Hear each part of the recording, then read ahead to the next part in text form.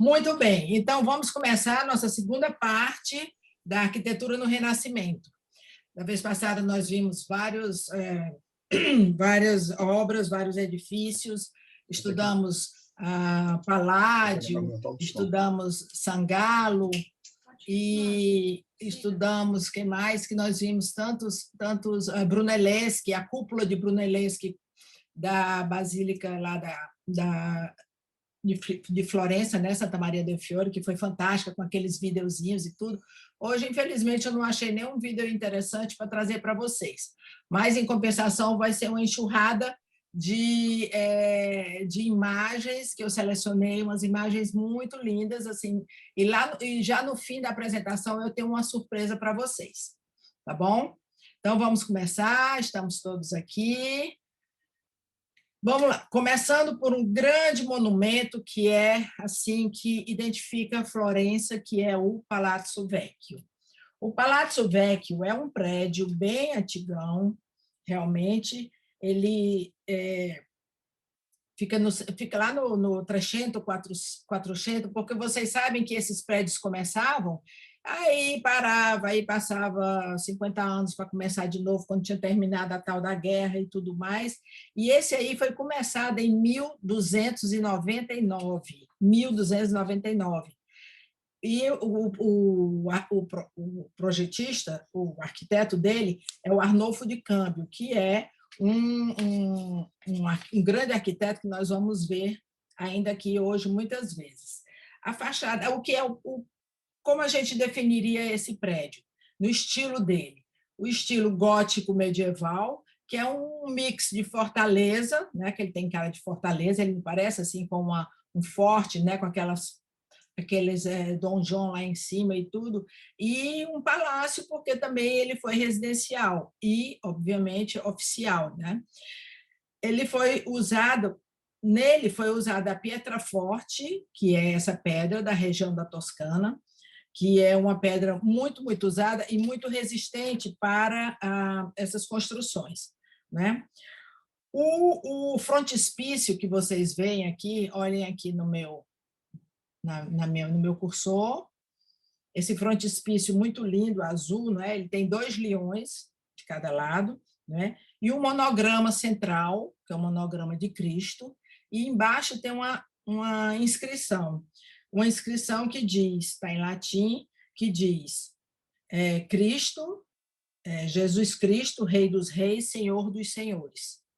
Esse foi colocado pelo Cosme, Cosme I, substituindo o do Savonarola, que foi aquele monge que a gente viu na vez passada, que acabou sendo queimado na fogueira, e que ele aprontou todas e quis instaurar, e instaurou mesmo durante um tempo, a República de Florença. E muitos dos Médici saíram de Florença, foram exilados em Pádua, e em Veneza, e depois que ele perdeu o poder, o Savonarola, que queria implantar um moralismo asfixiante lá na cidade, que a cidade ficou muito rica de repente, com toda aquela fortuna das famílias. E quando os Médici finalmente voltaram, retomaram todas as atividades financeiras, as atividades políticas.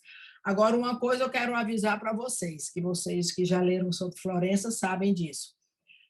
Os nomes Lourenço, Cosimo, Giovanni, vai aparecer assim aos montes. Eu mesmo fui procurar a árvore deles e é uma coisa assim fenomenal, porque tem 2 braços da família, né? que são os tradicionais, os Médici tradicionais, e são os Médici que chamam cadete. Os cadetes são outro ramo, não tão influentes como o principal, que é de onde saiu Cosimo, e a gente vai ver tudo isso, saíram os papas e tudo isso. Porém, é gente que não acaba. E depois ainda acontece que a França vence algumas guerras e se instala também na Toscana. Então, a gente vai ver muito Lourenço por aí, muito Giovanni, muito Lourenço, muito Cosme avô, trisavô, quadravô, mas a gente vai dar um jeitinho de se organizar nas datas, tá bom? Ok. Aqui vocês vão ver, voltando aqui para a fachada, o Davi, de Michelangelo, né? Que isso aqui, obviamente, é uma cópia, e ele saiu daqui em 1873 e foi lá para dentro da galeria della Academia, né? Porque ele não podia uma obra dessa ficar exposta à chuva, à poluição depois, né? E muita coisa ruim que poderia ter acontecido com ele. Aqui à direita tem esses dois homens que se chamam Hércules e Caco, uma profusão também de não só de personagens bíblicos, mas muitos personagens mitológicos, demais, a gente vai ver muito isso. Então, continuamos aqui, vamos ver um pouco de dentro. Aqui nessa fachada também eu posso chamar a atenção ao relógio, esse relógio que é sensacional, que ele é substituído, não é lá do tempo da Idade Média, mas ele é um relógio que está funcionando até hoje, foi colocado aí, acho que no século XIX. Não, século XIX, nada. Ele foi montado por um Vincenzo Viviani e se mantém até aí. Ele foi de 1667, tá bom? Bom, a torre. Essa torre aqui, que chama-se Torre de Arnolfo. Pode ser que seja uma homenagem ao Arnolfo de Cambio, que também era um grande arquiteto, né? Ela tem 94 metros de altura e é uma casa-torre. A gente vê que ela tem uma mistura. E ela não é centralizada. Por que ela não é centralizada? Como é que se faz uma fachada, uma arquitetura sem centralizar em relação ao prédio? Porque o prédio sofreu várias reformas e vários acréscimos, né? Essa parte dele é a menor parte visível, porque para trás e para os lados ele tem muita coisa ainda. Aqui nessa brecha, vocês estão vendo o meu cursor? Eu vou fazer uma coisa que a Bia me ensinou. Vamos ver se eu consigo. Olha, pode ser até que eu consiga. Olha aí o que eu fiz. Opa, acho que eu me exibi demais. Entendeu? Bom, tá bom, chega disso. Já deu para ver mais ou menos o que eu queria mostrar, né? E isso aqui é uma partezinha do corredor Vasari, que foi construído, lá na frente a gente vai falar muito dele, mas eu já queria chamar a atenção para vocês, porque ele é muito, muito importante, foi um projeto do Giorgio Vasari, que a gente viu muita coisa dele também, não é? Ele sai daí, depois ele vai fazer um percurso incrível, e eu vou mostrar para vocês que eu consegui uma imagem maravilhosa. Bom, então, vamos continuar. Já vimos essa torre, já vimos a fachada, já vimos as esculturas, os leões, o símbolo de Jesus Cristo, essas janelas lindas que se chamam bíforas. E já está bastante aqui, né? Agora eu tenho que voltar um minutinho. Tenho que voltar para o mouse. Ok. Já foi. Voltei para o meu mousezinho. Aqui. Olha que linda essas 3 vistas que eu consegui.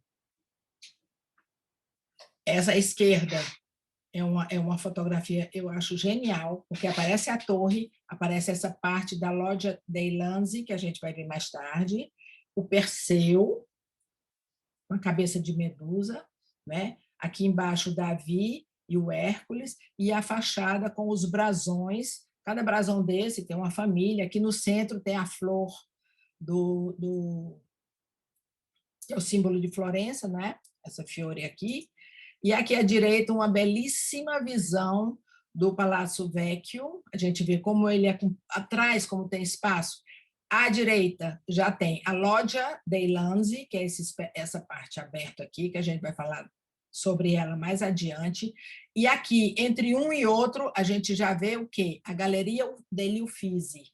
Galeria degli Uffizi, que o Uffizi, que há muitos anos eu pensava que era um nome de família, Galeria dos Uffizi, dos Médici, não é? Dos ofícios, né? Mas tudo ligado à magistratura, tudo ligado à parte da corte, mas da corte dos juristas. E aqui é onde você vê o início da Galeria degli Uffizi e que tem o comecinho do corredor Vasari, que depois ele vai acompanhar e a gente vai ver onde é que ele vai parar. Aqui, essa parte de baixo é uma coisa maravilhosa, realmente, que tive uma sorte muito grande de ter ido a um evento aqui dentro, e ele se chama o Salone do Cinquecento, né, do 500. Por que esse termo? Vou explicar. Depois da expulsão dos Médici, o que aconteceu? Teve um novo regime, um regime republicano, né, o que eu te falei, do Savonarola e tudo isso. E depois da execução do Savonarola, que os Médici voltaram, não é isso?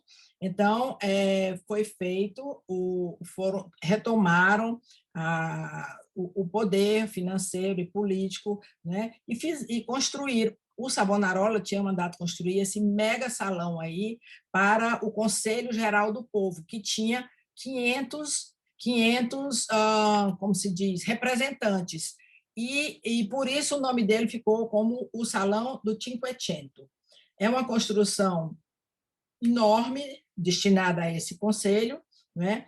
E os arquitetos foram Antônio da Sangallo, Simone del Pollaiuolo e Francesco di Domenico.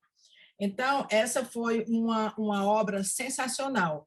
Foram convidados para fazer trabalhos aí dentro nada menos do que Michelangelo e Leonardo da Vinci.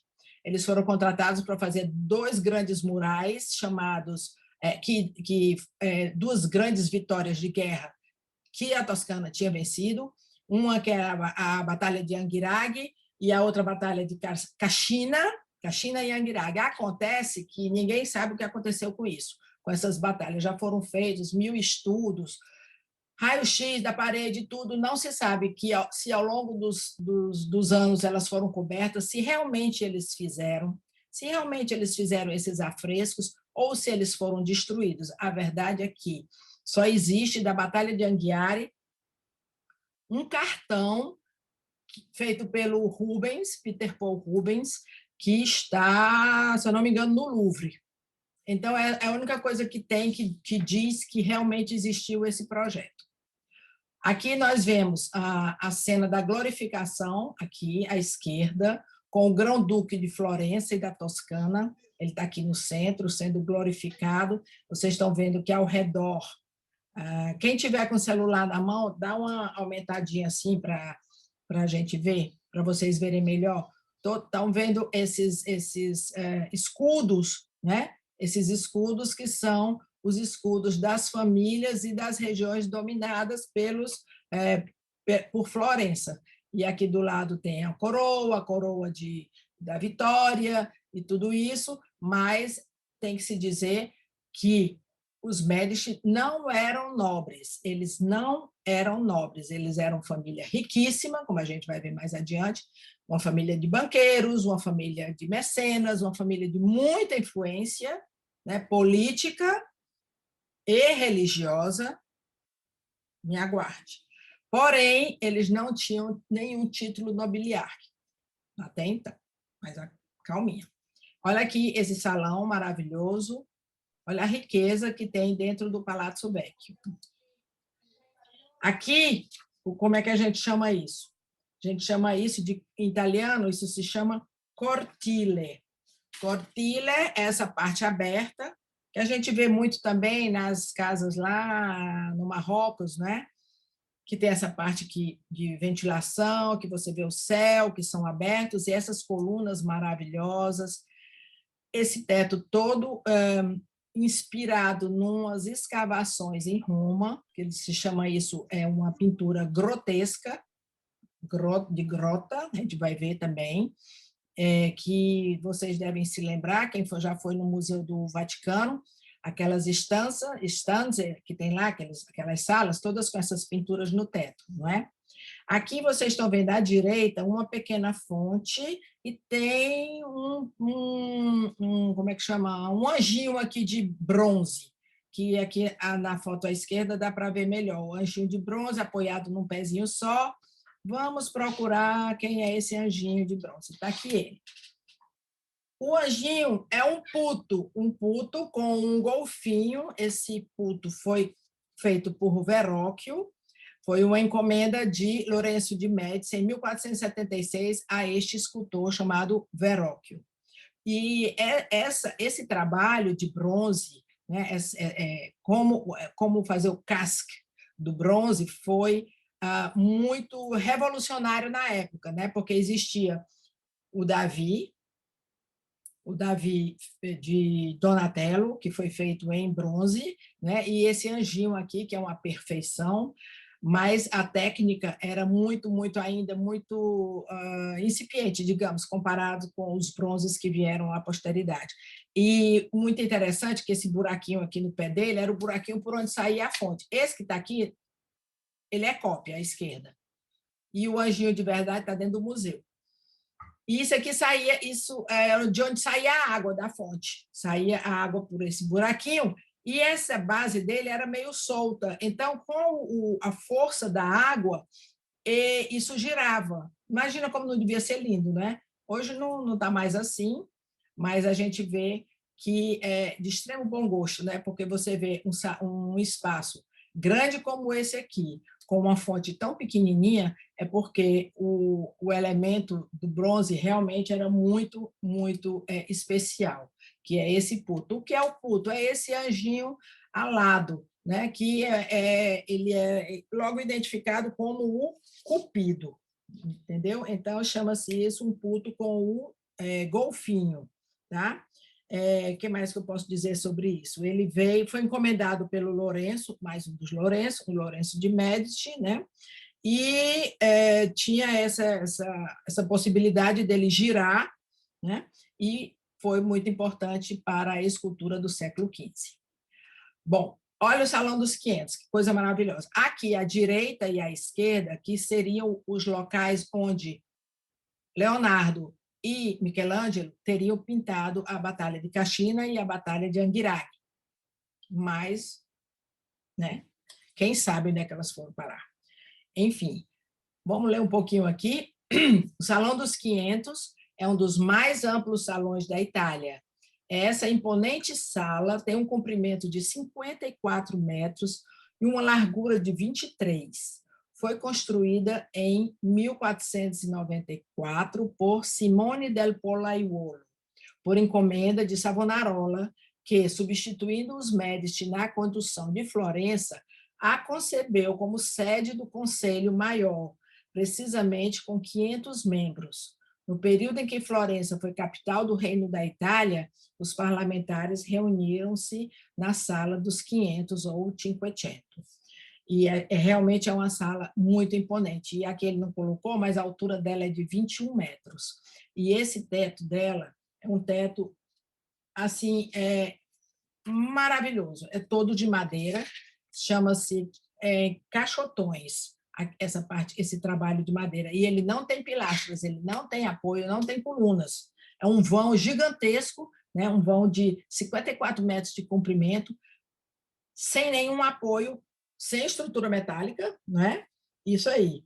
Então, depois que os Médici voltaram, chamaram Vasari que faz tudo, para que ele fizesse uma ampliação disso. Foi Cosme que chamou, porque ele queria reunir esse conselho, né? E queria reunir a corte nesse salão.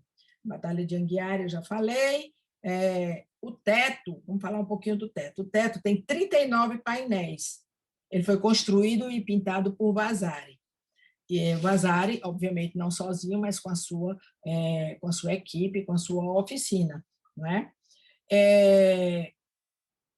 Já falei do teto, e aí, o que tem de pintura aqui? Eu não consegui nenhuma imagem que tivesse o teto. Tem essa parte. Não, à direita não é a sala deles, não, mas esse aqui.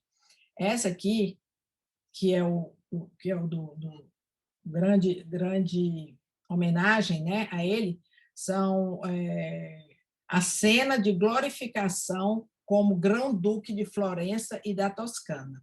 Isso se chama a apoteose, é aquela que eu mostrei, que tem os escudos. Bom, andando um pouquinho mais, vale muito a pena ressaltar, por isso que eu coloquei ela aqui, apesar da gente não falar do Michelangelo hoje, essa escultura que se chama O Gênio da Vitória. O Gênio da Vitória, de Michelangelo. Gênio da Vitória, essa escultura é sensacional. Olha os dois ângulos das fotos, que coisa maravilhosa. E aqui embaixo da perna dele, não é? Subjugado, porque ele é o vitorioso, né? E tem um corpo de fazer inveja a qualquer tanquinho lá da academia. Agora, dizem as más línguas fofocas que esse rapaz belo desse jeito, essa beleza grega, porque ela é totalmente inspirada na grande beleza grega, se chamava Tomaso, e ele foi uma pessoa que Michelangelo conheceu em Roma e usou muitas vezes como o seu modelo. Tomaso era um gato, muito lindo. Michelangelo gostava muito dele. Bom, vamos andar um pouquinho para frente. Eu gostaria de falar um pouquinho sobre essa moça, que eu sou fã, porque eu acho ela linda, e ela foi uma pessoa muito influente e muito, como se diz, ativa durante o governo do marido dela, que era o Francesco I, se eu não me engano, daqui a pouco eu vou saber. Então,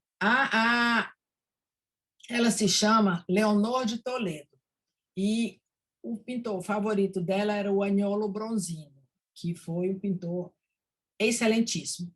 Aqui, ela mandou construir a capela, com o nome dela, Leonor de Toledo, e também pintada por ele, com cenas, né, cenas bíblicas. Aqui é a passagem, Moisés passando pelo Mar Vermelho, e aqui é uma apoteose também, tudo isso é no teto, né? E aqui deve ser São Francisco, enfim. Ela foi uma pessoa muito ligada às artes, porém, também ela foi muito, digamos, ativa na parte financeira, porque ela tinha muito dinheiro. Ela é espanhola, ela tinha muito dinheiro, ela foi criada na corte de Nápoles, sendo espanhola, filha do rei da Espanha. Porém, quando ela se casou, a família Médici, o lado do marido dela, estava meio quebrado, não tinha dinheiro e tudo, e ela que foi tratar com os banqueiros, ela que fez todas as transações, e ela conseguiu muitos empréstimos, e com esses empréstimos ela fez grandes obras, construções, palácios, essa capela, por exemplo. Vamos agora fazer uma coisa muito, muito, muito interessante, nós vamos falar do Palazzo Pitti. Aqui a gente tem uma luneta, isso aqui, esse estilo aqui se chama luneta. É uma luneta que foi pintada em 1599 por Giusto Utens para a Sala das Vilas da Vila Medici de Artimino. Só um parêntese, os Medici eles tinham casa em todo lugar. Eles tinham em Roma, eles tinham nesse Artimino, eles tinham na campanha, no meio do campo, que eram as casas de verão, e em muitas cidades eles tinham vilas, né? E as vilas, e eles traziam de um lado para o outro as obras de arte, iam para lá, iam para cá. Aí também, quando acontecia exílio, também todo mundo roubava, daqui a pouco eles recuperavam, porque o acervo deles era enorme. Ao Palácio Pitti, vamos falar um pouco dele. Então, aqui embaixo, né, a gente vê o palácio original, e atrás dele, vocês estão vendo a quantidade de... Ui, tem alguém riscando, Jesus, mas Venúzia. Eu aprendi a tirar. Um minutinho, tá?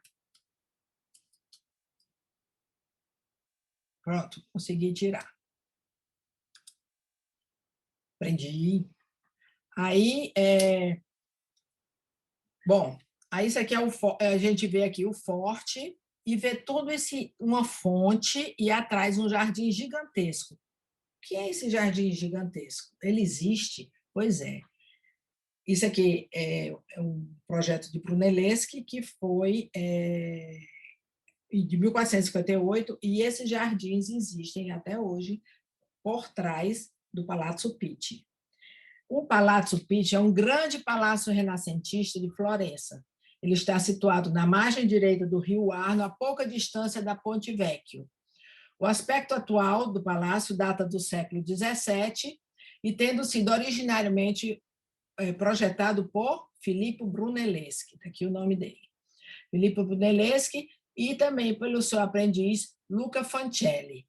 Dizem as más línguas que o Luca Fancelli trabalhou mais do que o Brunelleschi, e atualmente é assim, como se fosse atribuído ao Fancelli, mas na realidade, né, o Brunelleschi é que tinha um nome, e o Fancelli era considerado o seu aprendiz.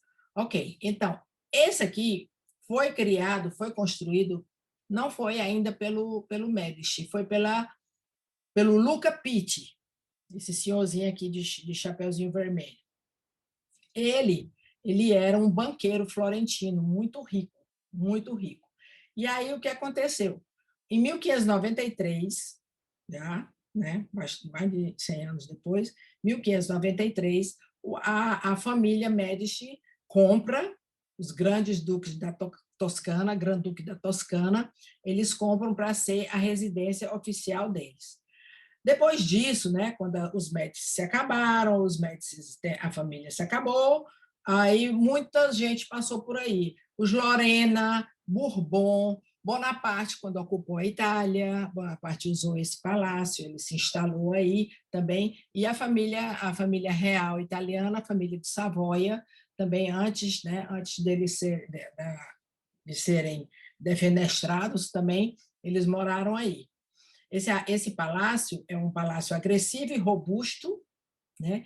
E ele criou um novo estilo palaciano renascentista, né? Então, o que a gente vê nele, diferente do que a gente viu lá no Palazzo Vecchio? Ele não tem torre defensiva. Ele realmente tem cara de uma residência. Ele é um palácio residencial, né? Não tem torre como normalmente tinha. O pátio interno foi projetado por Amanati, que é um nome também muito conhecido, né? E na decoração, Amanati cria um esquema clássico com colunas em estilo dórico, pórticos e arcos que se sucedem, né? E com um visual maravilhoso. Então, ele usou colunas das 3 ordens, a coríntia, a jônica e a última qual é? É a coríntia, jônica e dórica, as 3 ordens. Bom, ele foi ampliado consideravelmente, né? A mando de Dona Leonor, aquela bonitinha lá que vocês viram, pintada pelo Bronzino, né? E Dona Leonor de Toledo, a espanhola. E ela é esposa do conde Cosme I, Grão-Duque da Toscana, que comprou lá do Luca Pitti e transformou num palácio muito grande e dividido em 3 alas. Vocês estão vendo que ele tem 3 andares aqui, não é? E no século XIX, olha aí o que foi que ele serviu: base militar para o Napoleão, né? E também, como eu já havia dito, a residência oficial dos reis da Itália, da família de Savoia. Bom, o que aconteceu mais? Agora nós vamos andar um pouquinho para ver aqui. Nós vamos ver a Leonor Álvarez de Toledo, né, por Agnolo Bronzino. Por favor, quem estiver com o telefone com a imagem pequena, aumenta. Talvez não tenha muita nitidez, porque a resolução não é muito alta. Mas o brocado desse vestido, essa pintura, o brocado desse vestido é uma coisa tão impressionante. Eu não conheço nenhuma pintura que, para mim, seja tão impressionante como esse vestido da Leonora de Toledo. Eu acho isso realmente impressionante. Quem se lembra das pinturas do Ingres vai se lembrar daquele vestido de cetim, daquela moça com a mãozinha no queixo, que está lá no Louvre, não é? Aquele cetim realmente é humilhante. Mas esse aqui, esse brocado, é demais. E outra coisa, deve ter existido mesmo, porque ele pintou 2 quadros dela com esse vestido, um com a criança e o outro sem. Deve ter sido, arranjou, botou o menino, tirou o menino, fica ela só. Bom, esse é o marido dela, o Cosmo I de Médici, né? Aqui está a sala do trono, olhe bem, que de plebeus ricos, eles já tinham um trono, tá bom? Então, a gente vê que o negócio era, né, a família Médici, ninguém brincava, não. Aqui, a fachada dele, como ele é hoje, né, com estacionamento, extremamente árido. Eu sempre achei esse palácio assim muito árido. Na frente é esse pedrisco e não tem uma planta, não tem uma árvore, nada. Mas, em compensação, atrás tem alguns acres, hectares, sei lá o quê, de jardins e de fontes e de estátuas e de muito verde. Hein? Não, tá ok.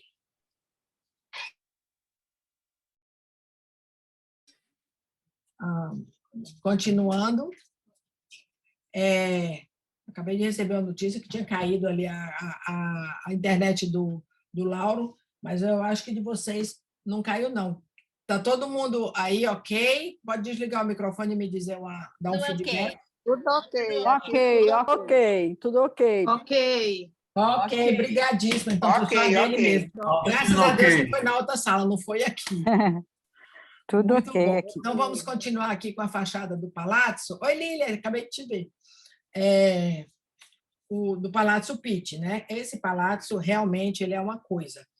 Vocês se lembram que eu falei do Corridoio Vasari, que saía lá do Palácio Vecchio e chegava no Palácio Pitti? Pois aqui eu encontrei esse desenho, que eu achei o máximo, que a gente faz todo o percurso dele. Esse corredor foi criado a pedido do Médici, né, e da Dona Leonor, para sair do Palácio Vecchio, que era aqui a sede do governo, né, onde eles trabalhavam, e ele passava por cima da galeria, passava dentro da Galeria Uffizi, claro, mas da Galeria Uffizi é que ele se transforma. Aqui, lá em cima, na cucuruta da galeria, foi feito isso, esse corredor, e ele vem atravessando tudo isso, passa por cima aqui hoje em dia que aqui passa carro, né? Mas antigamente não tinha carro, ele vem andando, acompanha meu cursor, passa por cima da Ponte Vecchio, olha só, passa por aqui, contorna essa Torre Manelli, continua, ele passa aqui, tem uma igreja de Santa Reparata, não é Reparata, não, outro nomezinho aí, e ele continua, passando aqui por cima de tudo, e ele chega aonde? No Palazzo Pitti. Ele chega lá, exatamente no começo do jardim. Isso é uma obra tão incrível que o Vasari fez, né? Por quê? Por causa da segurança deles, né? Digamos, dos mandatários de Florença, a segurança de não andar na rua. Outra coisa, que as ruas eram muito enlameadas, né? Tinha muita água, o rio aí, e não era muito saudável, nem era muito limpo. Então, ele pediu que o Vasari criasse esse corredor gigantesco. E como eles se mudaram, saíram lá do Palazzo Vecchio, a família, né? Os Médici, a dona Leonora, que com a graninha dela, que ela era muito rica, comprou o Palazzo Pitti. E aí eles se mudaram para o Palazzo Pitti. E a passarela toda bem especial. A gente vai ver ele por dentro. Aqui, o palácio, a parte de trás do palácio, tá? Sai mais ou menos aqui o corredor. Se eu não me engano, ele sai por aqui, ou entra direto no palácio. Eu só atravessei ele uma vez. E aqui é a entrada, tá? Esses meninos aqui, eles estão de costas para o palácio, tá bom? E a entrada do Jardim do Bóboli. Esse jardim, ele é enorme, enorme, enorme, você nem queira passear muito aí dentro, não. Vai no começo, porque tem umas coisas incríveis, tem um grotto, né? Uma gruta que eu vou mostrar agora. Olha as estátuas, as esculturas greco-romanas. Aqui à esquerda tem um Júpiter de Giambologna, que foi um excelentíssimo escultor, um Netuno, aqui uma estátua representando a abundância, ela está com feixe de trigo na mão, tá vendo? E na outra mão ela tem uma cornucópia, que é o símbolo da abundância. E são estátuas muito lindas e muitas fontes. Aí a gente vê como esse jardim é precioso no centro da cidade. Olha aqui. Aí isso aqui foi criado, o Grotto de Giambologna, de Buontalenti. São dois artistas e escultores. Giambologna, que ele é francês, Jean de Boulogne, mas italiano é Giambologna, e o Buontalenti também, que é um escultor. E ele foi inspirado no mito de Deucalião e Pirra. Aí eu fui ler lá o mito do Deucalião para ver se eu entendia o que era a história. Mas foi rapidamente, não deu para assimilar muito bem, não, mas eu sei que era um casal, que Júpiter colocou-os no campo, assim como se fosse no princípio do mundo. Né? A minha amiga Sueli vai saber melhor para me contar depois. Olha o detalhe aqui dessa entrada, que são essas mocinhas que estão aqui ao redor do brasão da família Médici, que é sempre que vocês virem o brasão com essas bolinhas, saibam que é o brasão da família Médici, e aqui na parte superior tem uma bolinha com a flor de lis, tá certo? Isso é tão lindo, parece um castelo de areia que menino faz na areia. É muito, muito lindo, muito mesmo. Vale demais. E ele não é lá dentro do jardim, não. Dá para ver bem direitinho quando logo que adentra o jardim. Eu escolhi essas 3 imagens para a gente ter uma ideia, porque tem tudo a ver com a história do tal do Deucalion e da Pirra, que era um lugar, era como se fosse uma gruta que, né, a história conta, né, que acolhia os bergers, né, os pastores e os seus rebanhos. Aqui é o casal, que eu imagino que seja o tal do casal mitológico, né? E vocês estão vendo 2 estátuas aqui, uma à direita e outra à esquerda, brancas. O que são elas? Que elas são tão diferentes do resto da turma, porque elas são cópias dos escravos de Michelangelo. Os escravos de Michelangelo, eles estão no Louvre, maravilhosos. Quando a gente for ver Michelangelo, daqui a um tempinho, se vocês quiserem, aí a gente vai fazer. Olha aqui que coisa linda, como ele disse que era dos pastores e seus rebanhos. Olha aqui, as ovelhas e as cabras, aqui outra, não é? É muito, muito, muito, muito bonito isso aí. Realmente vale a visita. Vamos passear agora aonde? Na Galeria degli Uffizi. Eu acho que eu já terminei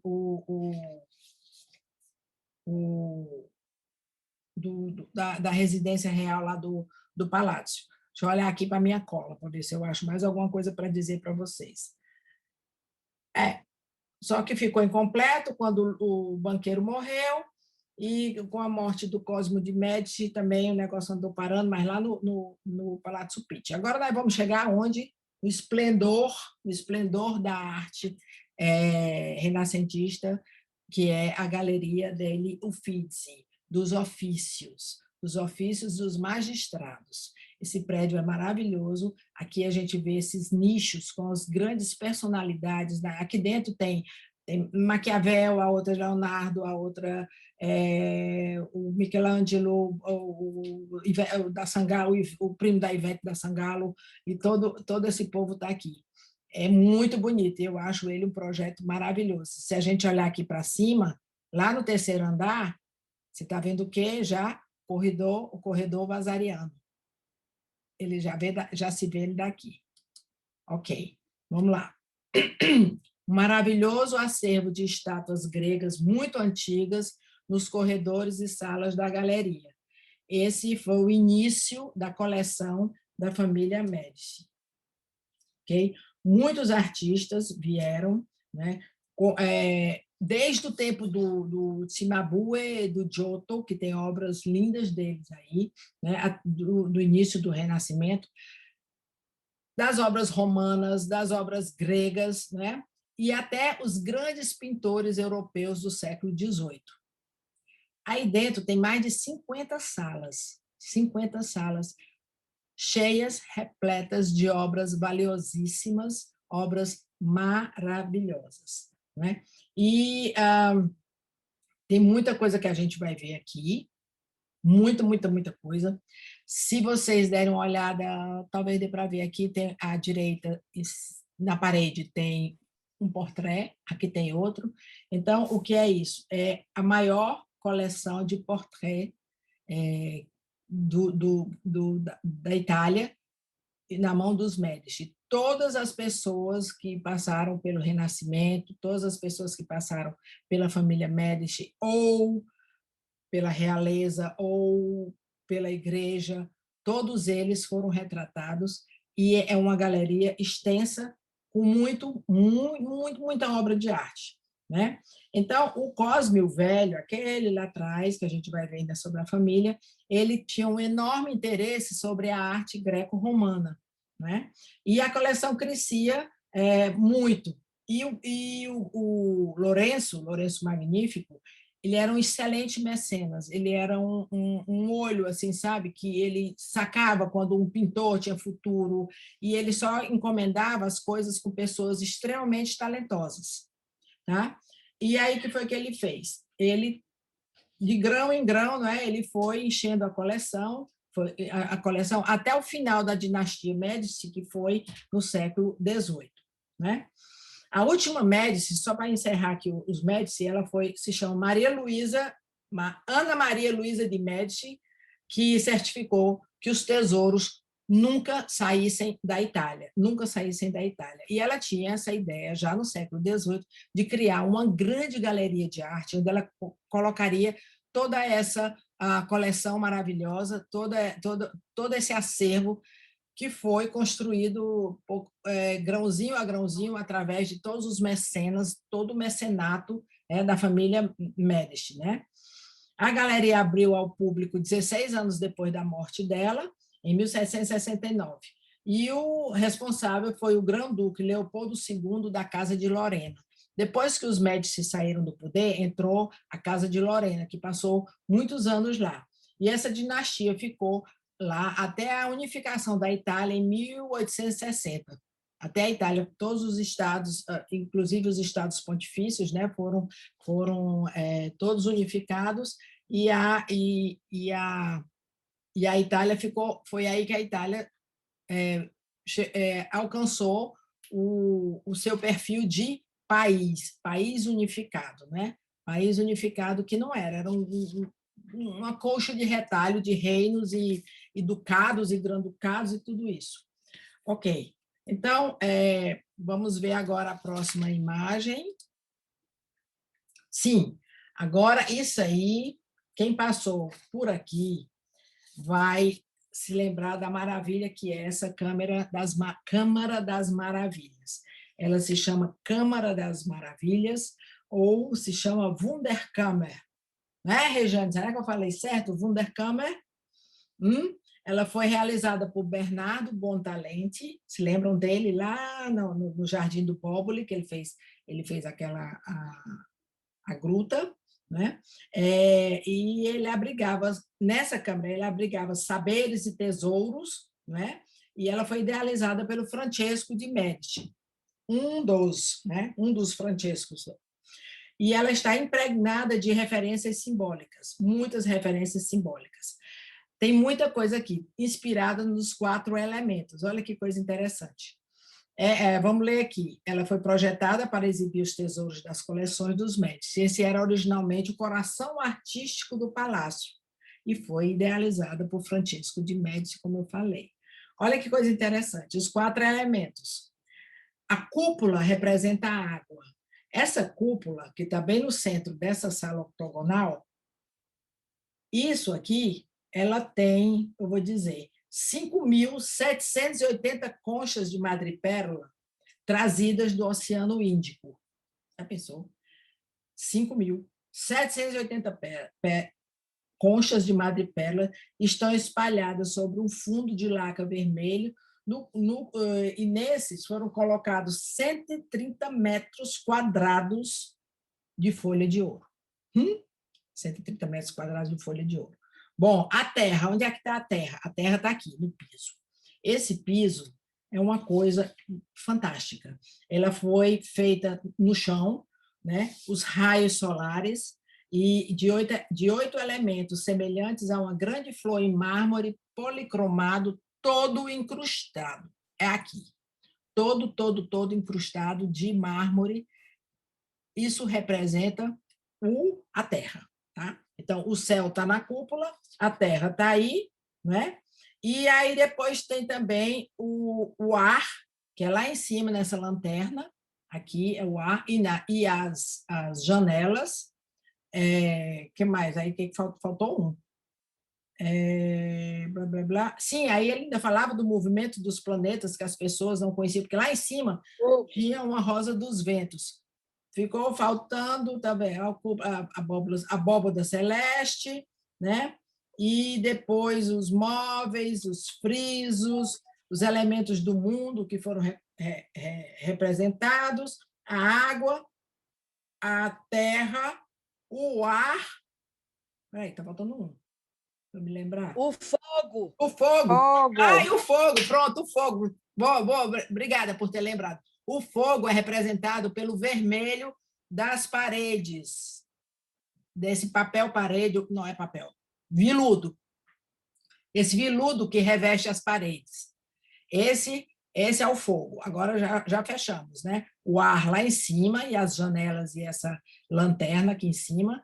Aí depois o mar, que são as conchas do Oceano Índico, a terra, que são os mármores incrustados aqui no piso, né? E o fogo, o veludo vermelho da parede. Eu achei isso genial, esse salão octogonal. E também muitas coisas, eles investiam também muito dizem, né, que tinham lá que era alquimista, e eles investiam muito em pesquisa, sabe, dos elementos da natureza, e era muito interessante. E quando os viajantes vinham, como, por exemplo, das Américas, quando começaram a voltar para a Europa, né, que traziam plantas, traziam animais que eles nunca tinham visto antes, e também quando as novidades vinham da África e da Ásia, né? Agora vamos falar daquilo que eu chamei a atenção sobre o teto, que são os motivos grotescos, seguindo a ideia de Rafael, que a gente vê lá no Museu do Vaticano. O termo grotesco, cuja inspiração vem das decorações da Roma Antiga, foram descobertas em ruínas escavadas durante o Renascimento. O estilo serviu de modelo para as pinturas dos tetos deste corredor da Galeria degli Uffizi. Esses monumentos subterrâneos eram conhecidos por grotte. Rafael foi visitar essas escavações. O ornamento grotesco geralmente se caracteriza pela criação de universos fantasiosos, cheios de seres humanos, não humanos, fundidos e bizarros. É muito interessante isso, não é? E aí ele criou esse estilo que a gente vê muito lá, do fundo branco, não é? E se você olhar, são animais, são seres humanos e não humanos, mas não chegam a ser nenhum Hierônimo Bosch, nada daquelas doidices lá do Jardim das Delícias. Esse aqui eu acho de uma elegância, essa pintura com fundo branco, maravilhosa mesmo. Isso aqui, vamos lá, dê uma olhada aí enquanto eu bebo uma aguinha.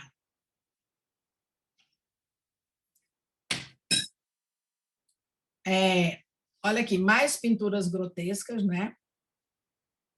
No teto, lindo. E essa sala Bianca, eu acho também assim, claro que é hiper, super exagerada, mas não se poderia esperar menos. Agora, eu não consegui nenhuma informação sobre essa sala porque ela é tão diferente. Ela tem elementos renascentistas, essas partes aqui, os joelhos, né? Essas volutas que se chamam os ajoelhados, e esses frisos, mas eu acho também que ela tem muito maneirismo, muito o exagero até do barroco, não é? Eu ainda vou pesquisar um pouquinho para saber quem foi o idealizador dessa sala, porque naquela época, se a gente olhar para o lado esquerdo, o padrão era esse, né? Era o dourado, era a cor. E aqui essa ela fez assim, sabe, parece até que eu estou dentro do Hermitage lá da Rússia, com tanta neve. Mas ele é bem diferente, mas eu achei interessante, por isso que eu trouxe.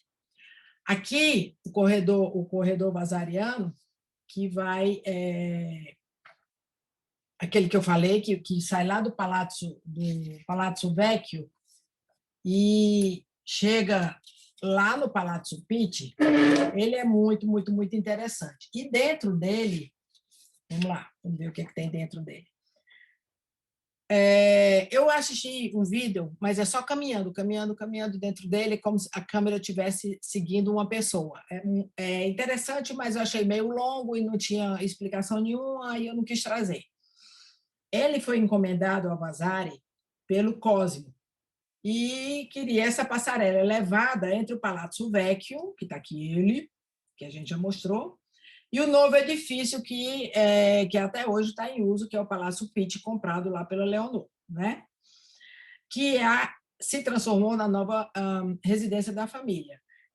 Essa ponte, conhecida como o Corredor Vasari ou o Corridoio Vasariano, né? Ele atravessa a ponte, tudo isso a gente já viu, até chegar lá no Jardim do Bómbolo. E ele foi reservado ao tribunal, que era a turma que trabalhava aqui nos Uffizi, né? Só os magistrados podiam atravessar nele. Somente 3 séculos depois é que ele foi liberado ao público, em 1865. Acontece que não é todo dia que ele está aberto, não. E eu vi agora tem um político, jornalista, historiador italiano chamado Vittorio Sgarbi. Se alguém quiser ver o Sgarbi em funcionamento, tem muita coisa sobre ele no YouTube. Vittorio Sgarbi, começa com S, Sgarbi. E ele foi gravado uma entrevista perguntando o que ele achava da cobrança de 45 euros para atravessar o corredor. Ele disse que achava um absurdo, porque isso era 3 vezes o preço do ingresso normal para entrar na Uffizi. 45 euros. E outra coisa, o corredor não vive aberto, não. Apesar dele não ter nada de riqueza, ele é extremamente sóbrio, sabe? Bem espartano, só tem quadros de um lado e do outro e nada de valor, nada do que a gente viu ali dentro, nenhum Caravaggio, nenhum Leonardo, nada. Mas eles fazem muita restrição a esse trânsito dentro do corredor. Não sei por quê. Mas também com 45 euros, né? É muita restrição mesmo. Vamos lá. Olha aí, ele aqui pelo lado de fora, passando por cima da Ponte Vecchio, aqui na foto da esquerda, vem e entra por aqui, que aí essa entrada dele aqui, onde eu botei o cursor, a gente vai ver onde é que ele está. Passou na Ponte Vecchio, aí ele entra nesse prédio aqui. É nesse. Ele entra aqui, aqui tem uma igreja por aqui, e ele continua o caminho dele até chegar lá. Olha como ele é por dentro. Tá vendo? Como ele é bem espartano, a gente só vê as janelas aqui, essas janelas que dão para o rio, você tem uma bela vista do rio, né? E esses quadros e esses bustos. Este é o corredor vasariano, que tanta gente tinha, que tem muita curiosidade para saber como ele era, exatamente pela dificuldade de acesso. Dificuldade de acesso. Ele era aberto, sei lá, uma vez por mês, ou não sei. Essa é coisa para a Nadal e a Rita saberem.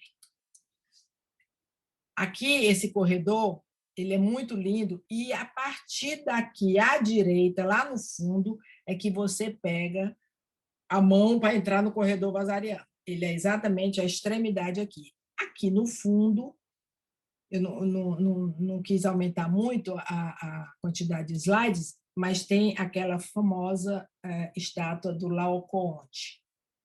Laocoonte e seus filhos atacados por serpentes marinhas. E essa estátua, se eu não me engano, ela é grega e foi encontrada em umas escavações, né? E foi trazida, obviamente, para onde? Galeria degli Uffizi, onde tudo que era especial chegava, porque também os banqueiros tinham muita grana para comprar, né? Então, vamos lá. Bom, estamos terminando o nosso passeio pelas Uffizi, só dizendo que as salas de lá são inúmeras, né? Como eu falei, tem a sala do Giotto, uma sala que é chave para entender a transição entre o bizantino e as novas ideias renascentistas, né? O uso de têmpera. Ui! Aconteceu algum risco aqui, Jesus. Eu acho que é borracha. Vamos lá. Bora, pessoal, saindo daí. Não risquem a minha imagem, por favor. Ok. Aí, nessa sala do Giotto, tem obras do Duccio Buonasegna, tem do Cimabue, tem do Giotto, toda aquela tropa, né? Tem a sala do Gótico Internacional, tem a sala, o Gótico Internacional, que a gente já tinha visto da outra vez, né? Um gosto muito elegante, muito apurado, muito sofisticado. Depois tem a sala do Filippo Lippi, né? Que foi um dos grandes protagonistas do Baixo Renascimento. Depois nós vamos ver as salas com grandes artistas como Tiziano, Rafael, Michelangelo, Leonardo, Andrea del Sarto, Caravaggio, não é? Então, são salas muito especiais e que vale demais a visita. Vou apagar aqui de novo. Depois tem os corredores, aqueles que nós vimos, né? Com todas as estátuas. E de onde é que vieram essas estátuas? A maioria veio da Vila Medicea de Roma, que eles também tinham uma vila maravilhosa lá. Aqui nós estamos nos despedindo com o quadro A Primavera, aqui à direita, a Primavera, maravilhoso. E aqui eu estou em dúvida se esse quadro é do Botticelli. Alguém me ajuda? Esse dessa Madonna é Botticelli? Alguém me diz?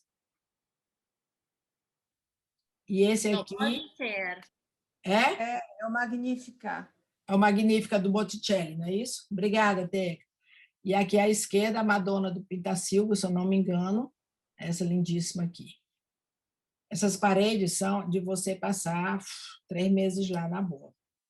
Bom, vamos falar um pouquinho sobre a família Médici, né? Porque, afinal de contas, sem eles, o que teria sido a Toscana, o que teria sido o Renascimento ou não? O Renascimento talvez nem tivesse acontecido, né? Onde está a família Médici? Onde ela está, digamos, situada, né? Na região da Toscana, né? Na cidade de Florença. Esse aqui é um estilizado, mas é o brasão da família, né? Quais os títulos que eles alcançaram ao longo dos anos? Eles tiveram Papa. Glaucio, eu vou te pedir para não passar o dedo na tela, porque eu não sei, cuidado com a canetinha, porque essa canetinha é aquela malvadinha que risca tudo. Aí, eles tiveram papas, 4 apenas. Grão-duque, duque de Florença, duque de Urbino. Urbino era um outro reino, só que em guerra, pegaram o Urbino. Duque de Nemours, que é um título francês, que eles conquistaram com a invasão francesa, se eu não me engano, de Francisco I. Depois, Duque de Rovere e Montefeltro. Vocês se lembram do Federico da Montefeltro, aquele que tinha o nariz cortado aqui? É esse aqui, do Montefeltro. Governador de Siena, rainha da França. Quem se lembra quem era a rainha da França? Catarina de Médici. A Catarina e a Maria. E a Maria, que foi a segunda mulher do Henrique IV, né? A mãe do Luís XIII. E aí o fundador da família, Cosme de Médici, e o ano da fundação, no século XIV. A gente tem noção da importância dessa família. Bom, membros ilustres, não faltam. Eu selecionei esse aqui porque é mais ou menos uma sequência familiar, tá bom? Deixa eu ver, agora eu vou pegar minha cola sobre essa dupla. Aí. Antes de encerrar aqui, antes de começar a falar dos membros da família, era muito importante quando havia essa ligação entre as grandes famílias, não é? E os Médici e a família Rovere, della Rovere, eles se uniram, né, num casamento de Ferdinando II de Médici com Vittoria della Rovere, em 1634. Com esse casamento, uma grande coleção de arte foi incorporada, né, no século XVI, e eles pertenciam ao Ducado de Urbino, e dessa forma a coleção aumentou muito, muito, muito, e estão alojadas em várias salas que foram agora reformadas recentemente. Aqui, vamos lá. Quem é essa turma? Vamos ver. Essa turma é quente. Vamos lá. A turma dos Médici, da família, começando pelo Giovanni di Bicci di Medici. O segundo, esse de perfil, Cosimo di Medici, o Velho. À direita, Lorenzo de Medici, o Magnífico. E o Papa Giovanni de Medici, Papa Leão X, filho de Lourenço. Tá? Um grande Papa, assim, com uma influência política enorme, e depois a gente vai falar um pouquinho sobre eles. Ok. O poder político dos Médici, aumentou muito, né? E eles até passaram a governar Florença. E eles vêm de uma região chamada Mugello, na Toscana, né? E eles nunca foram nobres. Eles eram cidadãos comuns, jamais teve um monarca. Da casa dos Médici vieram 4 papas. A partir de 1531, os Médici tornaram-se os líderes hereditários do Ducado de Florença. Hereditário. O ducado foi elevado à categoria de grão-ducado após grande expansão territorial. Claro que guerreavam para caramba, pegaram toda a vizinhança, né? E aí surgiu o grão-ducado da Toscana, governado pela família desde o seu início, em 1737, com a morte de João Gastão de Médici. Esse João Gastão não aparece em nada, não. O negócio começa aqui com o velhinho aqui, o Giovanni. Mais um pouquinho aqui sobre a riqueza dele. De onde vem tanta riqueza antes do banco, antes da parte financeira da família? Eles faziam parte de 2 grandes guildas, que era a guilda da lã, né? Era a guilda da lã e a outra guilda, daqui a pouco eu vou me lembrar. Era a guilda do câmbio. Isso mesmo, a guilda da lã e a guilda do câmbio, que eram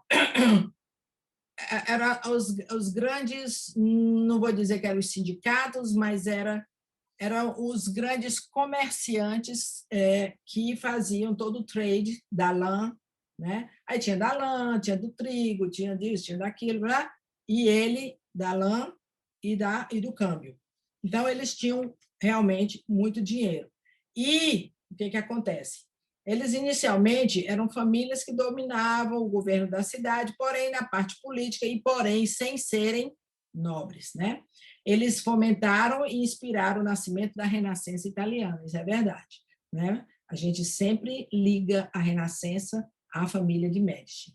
E com várias outras famílias da Itália, né? Os Sforos, Visconti, Ferrara, Gonzaga e Mantua, a família d'Este em Ferrara, e a estimativa de que a Casa dos Médici foi uma das mais ricas famílias da Europa por um período de tempo. A partir dessa base, eles adquiriram poder político, claro, quem tem o dinheiro tem o poder político, inicialmente em Florença e mais tarde na Itália em geral.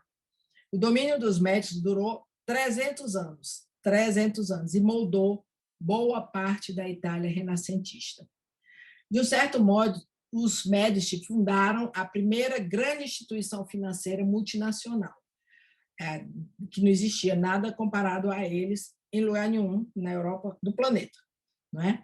E foram um bocado hábeis em usar o poder econômico para mandar e desmandar na política, na arte e até na religião. Claro, 4 papas, né, a gente dá para notar que eles realmente mandavam, entendeu? E uma coisa que eu li que eu achei interessante foi isso aqui. Uma contribuição dos Médici foi o desenvolvimento do sistema de contabilidade de dupla entrada para acompanhar os créditos e débitos. Então, além de tudo, ser mecenas, gostar de arte, construir palácios maravilhosos, eles ainda eram muito bons na contabilidade. Eles eram muito bons em fazer dinheiro, eles eram muito bons em colocar a Toscana, né, o Grão-Ducado da Toscana, no mundo dos negócios, no mundo dos grandes negócios. Né? Essa linhagem se extinguiu em 1737. Né? Agora, isso que eu falei, tem dois ramos, né? Dois ramos, o ramo primogênito da família, de onde descendem exatamente essa turma aqui, né? Que é o Cosme, o seu filho Lourenço, magnífico, né? E governaram até o assassinato do Alexandre de Médici. O Alexandre de Médici foi assassinado por uma pessoa que queria, obviamente, ocupar o lugar dele.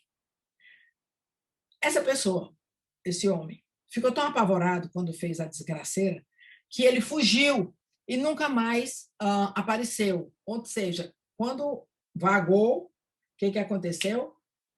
Foi rapidamente ocupada. Aí o poder passou para onde? Para a mão do ramo cadete, que é o ramo mais jovem, né?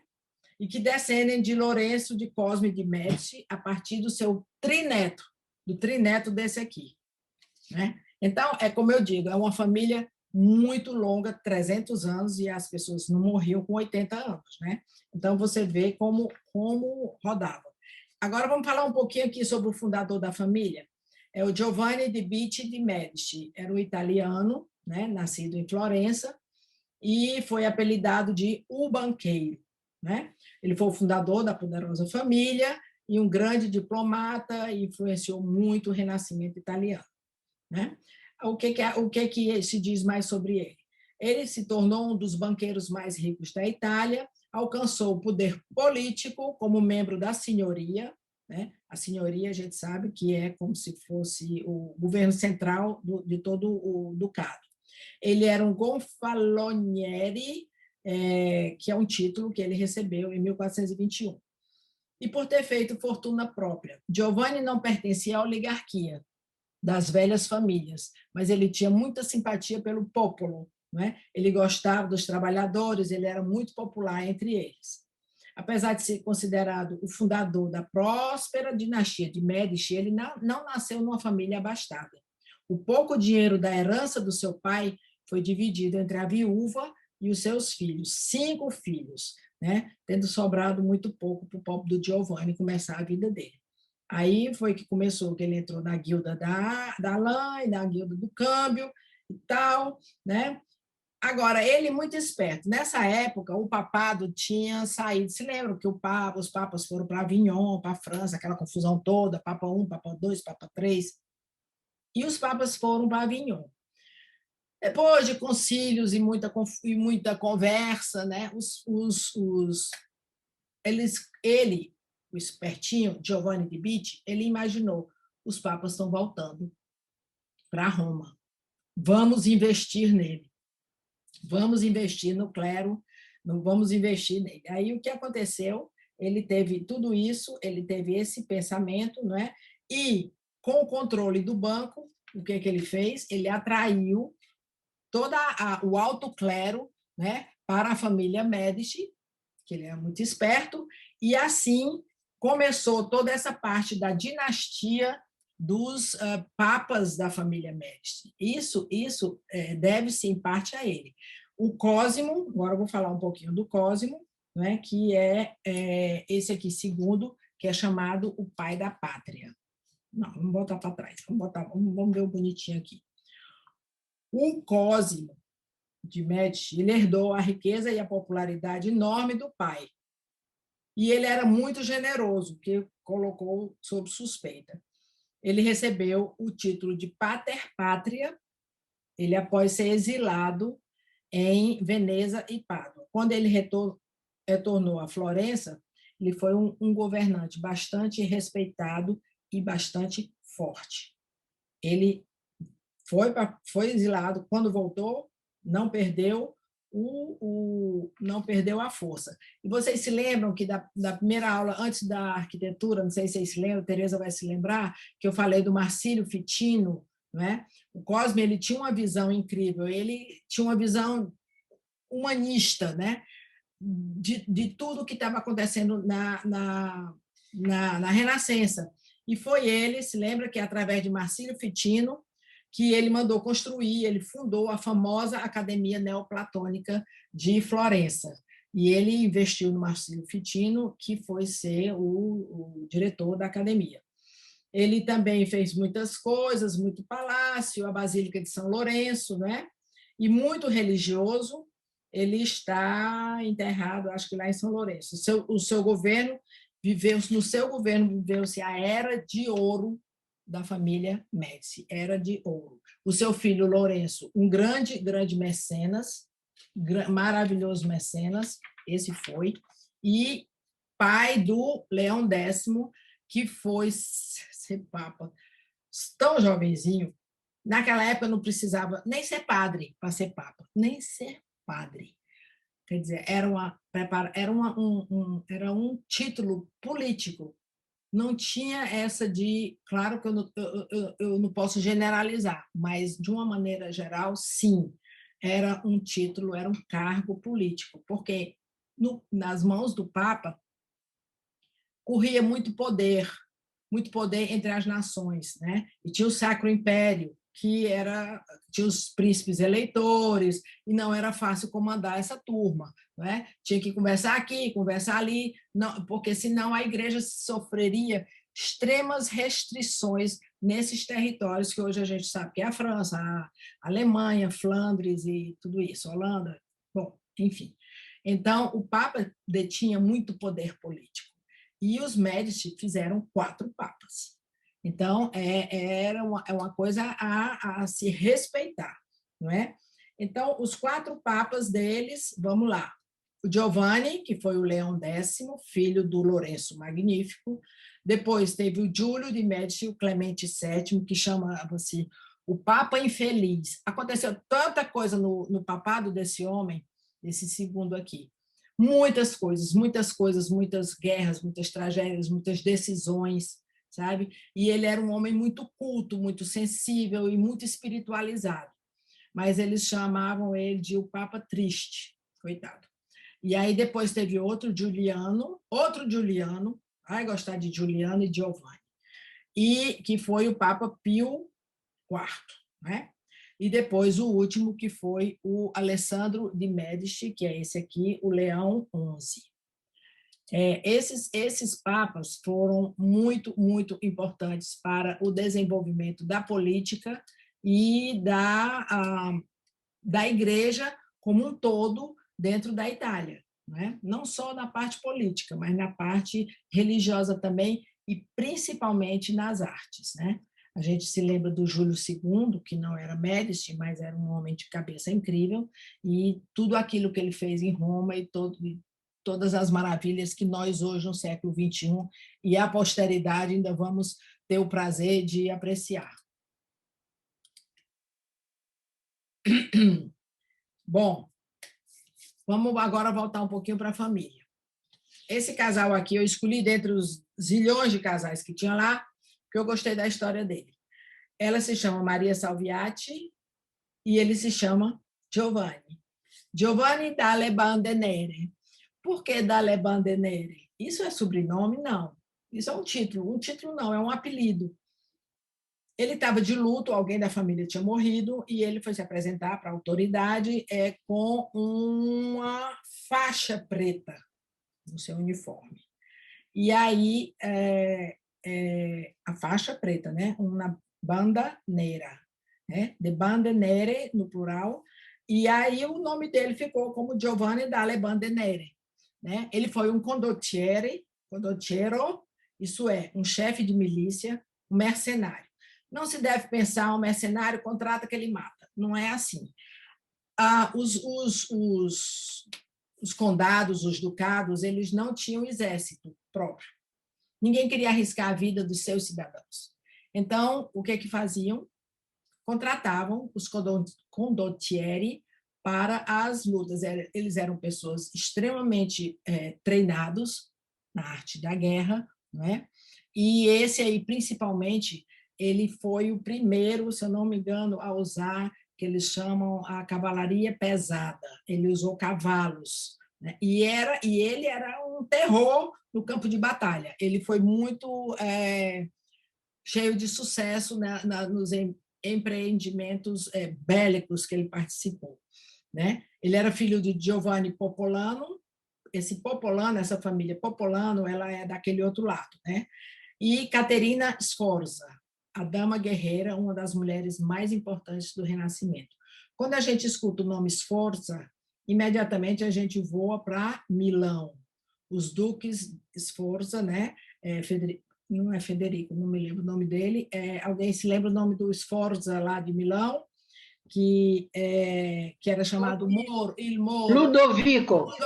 Ludovico. É o próprio Ludovico. O Ludovico de Sforza, que mandou construir, não sei nem se foi ele, mas enfim, aquele castelo maravilhoso onde tem a obra do Leonardo, foi construído pela família Sforza, que era uma das grandes famílias italianas.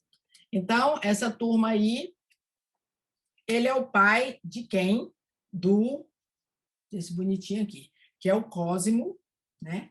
E que casou com a Leonor de Toledo. Vocês se lembram da Leonor, que eu falei dela, não é?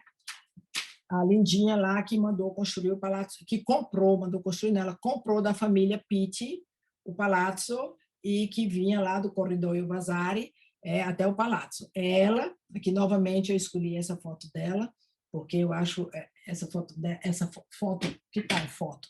Essa pintura dela maravilhosa. E do Agnolo Bronzino.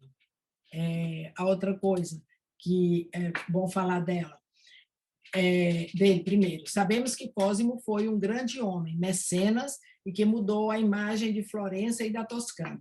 Filho de Giovanni dalle Bandinere, né? O Giovanni da Bandeira, que é esse aqui, né? E da Maria Salviati. Foi um grande político, um grande estrategista e homem de muitas virtudes. Quem são essas crianças que eu escolhi para colocar aqui? A Bia, essa da esquerda, era uma filha ilegítima dele, porque não era filha da Eleonor, antes dele casar, e a Eleonor se apegou muito a ela também. Mas essa criança, aos 6 anos de idade, ela faleceu. Ele ficou arrasado e tudo isso. O primeiro filho da Eleonor, que naquela época era uma expectativa incrível, porque ele já era grão-duque, ou seja, eles já estavam lá em cima. Essa menina, foi uma menina, não foi um menino. Esse garoto aqui não é o primeiro filho. E ela se chama Isabela, mas não existe sucessão para meninas. Então, depois ela teve vários filhos, ela foi uma esposa muito, muito dedicada, uma excelente mãe. Na literatura só tem elogios a ela. Entendeu? Então, Leonor de Toledo, Eleonora Álvares de Toledo e Pimentel Osório. Olha, tem os Pimentel de Fortaleza também. Eleonora era conhecida por cuidar do lado financeiro da sua família. Foi ela quem pediu empréstimos de enormes somas de dinheiro aos banqueiros. O dinheiro obtido era revertido em compra de imóveis, ela comprou o Palácio Pitti, fornecimento de alimentos para a família. A corte dela era para mais de 300 pessoas, só quando ela ia de uma casa para outra. E muita instituição, o patrocínio cultural e artístico e instituições de caridade. Eleonora também comercializava as colheitas ducais excedentes, né? O que as guildas não vendiam, ela comercializava. E foi graças à sua prudente gestão que a situação econômica da família Médici, muito modesta antes do seu casamento, melhorou dramaticamente. Como eu disse, quando ela casou, ela trouxe fortuna, porque o marido dela, o Cosimo, né, esse aqui, era um grande guerreiro e tudo mais, porém, ele não era rico, não tinha como sustentar todo esse luxo. E essa foto, essa imagem dela também, riquíssima, com esse vestido, é do Agnolo Bronzino, o mesmo que fez lá o vestido estampado. Eu acho belíssimo. Bom, agora vamos sair de Florença e vamos passear no campo. Vamos passear por esse lugar chamado Caiano, de Poggio, Vila Medici, de Poggio a Caiano. Caiano é o nome do local. Essa vila foi criada para ser a residência de verão da potente família Médici. Aí aconteceram muitas festas, muitos encontros políticos e amorosos, e ela fica pertinho, fica a 23 quilômetros de Florença somente, bem pertinho mesmo. E essa é uma vila que foi construída... ela é mais modesta, obviamente, que ela não tem todo aquele esplendor do Palazzo Vecchio, nem do Palazzo Pitti. Vocês estão vendo aqui na parede um relógio de sol, que coisa interessante, não é? Aí, aqui, se vocês conseguirem olhar, ver bem direitinho, no centro tem bem no centro desse tímpano aqui, desse frontão, tem o brasão dos Médici, né, com as 5 bolinhas, e aqui esse friso maravilhoso de majólica, chama-se majólica vitrificada, né? E o nome do artista é Andrea Sansovino, que é um nome muito conhecido também, muito conhecido na época. Ok. Então, Giuliano da Sangallo, né, foi quem realizou o projeto dessa vila. Essa vila já existia, mas ela estava assim, meio desaparecida, né? E também essa vila não tem aquela característica da Vila Fortaleza, que no campo, normalmente, eles tinham muito cuidado, né, de fazer todo o isolamento anti, digamos, invasões. Porém, essa é uma residência bem... né? E aí, 30 anos depois que ele comprou isso aí, foi o Michelozzo, né, construiu para o Cosmo de Médici, o avô do Lorenzo. Bom, um período de paz, então muita gente foi morar aí, muita gente passou por aí, né? E o Lourenço Magnífico era um excelente governante, além de ser um fantástico mecenas, e foi um período assim de muita paz na região da Toscana, né? E também ele foi ele acreditava que segundo os humanistas, né, o homem era o modificador da paisagem ao seu favor, né, na qualidade de demiurgo platônico. Vocês se lembram que o neoplatonismo foi muito influente no Renascimento italiano, né? Ok, muitas inovações e tarará, o piano nobile e tal, vamos passar para frente. E aí vocês vão ver aqui uma coisa bem interessantinha, que eu achei super lindinha, que tinha uma pessoa, que eu vou mostrar, que se chamava Bianca, como era o sobrenome dela? Bianca Capello. Bianca Capello. A Bianca Capello não era muito admirada pela família Médici, né? E ela era amante do Granduque Francesco, filho do Cosimo I de Médici. Então, o que aconteceu com a Bianca? A Bianca se casou com ele e veio morar aqui, mas primeiro ela era amante dele. E essa escada, que se chama a Escada da Bianca, é que levava para o apartamento dos. Só love aqui nessa história, era só love. Essa casa é um sucesso, tem um monte de coisa para contar. E aí, depois,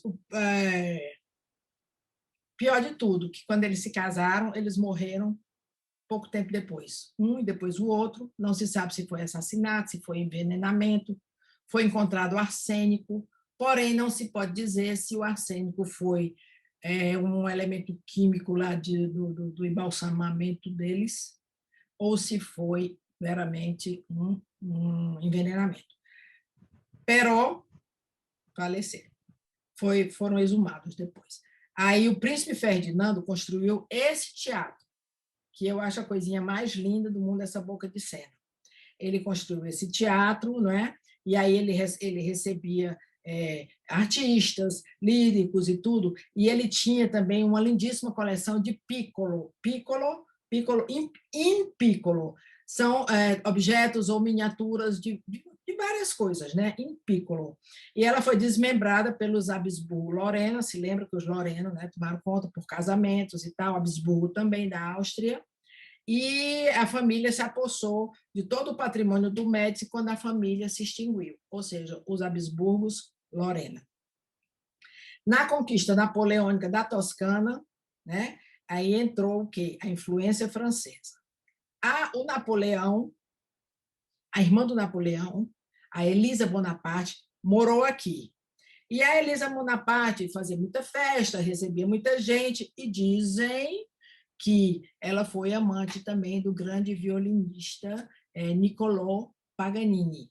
Paganini, esse nome a gente conhece, né? Vocês verem, né? Como essa casa tem história para contar, entendeu? O rei Vittorio Emanuele II, ele reformou e também usou a casa com a sua família, né? Mais um novo casal de amantes, que era o rei e a Bella Rosina. Bella Rosina, que era uma popolana do Piemonte, popolana, aquele outro ramo da família. E os seus aposentos ficaram conservados do casal e podem ser visitados até hoje. Ok, em 1919, a Casa Real fez uma doação dessa vila para o Estado, né? E na Segunda Guerra Mundial foi super importante, porque essas obras de arte que estavam em todos esses palácios, castelos e tudo, estavam todas ameaçadíssimas, né? Então, elas foram recolhidas e foram todas guardadas no subsolo dessa vila. E assim elas escaparam dos bombardeios e dos assaltos e dos roubos e de todas essas agressões. Ela hoje é transformada no Patrimônio Mundial da Unesco e está aberta à visitação. E eu espero que vocês tenham gostado da casa do agora estamos bem pertinho do fim. Não podia deixar de falar das capelas dos Médici lá de Florença, vou passar rapidamente.